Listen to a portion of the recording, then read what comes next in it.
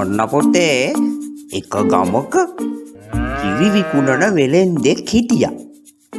එයා හැමදාම උදේ පාන්දර නැගිටලා එළදෙනකින් කිරි දොවාගෙන කිරි මුට්ටියකට දාගෙන මුට්ටිය ඔලුවට තියාගෙන මුළු ගම පුරාම ඇවිත් කිරි විකුණන්න.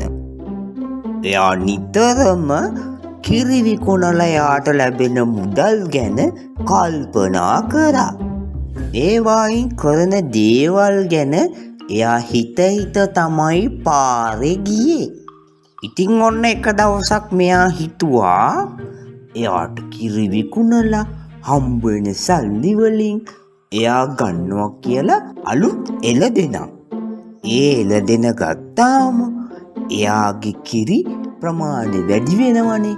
ඉතින් එයා තව කිරි විකුණන්න පටන් ගන්නවා. ඉතින් එයා කල්පනා කරා කිරි විකුණලා හම්බ වෙන සල්ලි වලින් එයා ඊට පස්සේ ගන්නවා බයිසිකලයක්. මොකද පයින් ගිහිල්ලා ඊට පස්සේ කිරි විකුණන්න බෑනේ. ඉතින් මෙයා මේ විදියට කල්පනා කර යනවා හිමින් මුට්ටියක් ඔළුවේ තියාගෙන.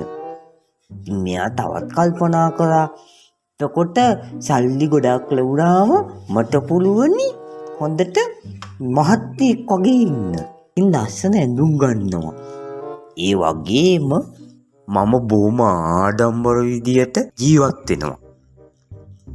ඉතින් මෙහෙම මෙයා හිත යනකොට මෙයාට එකපාරට ආඩම්බරකාර ගමනක් යන්න හිතුණා.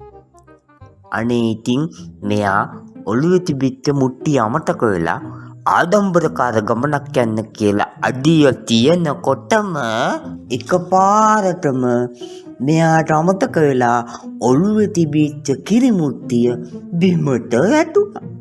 අයියෝ මගේ කිරි මුට්ටිය. මං දැන් මොකද කරන්නේ?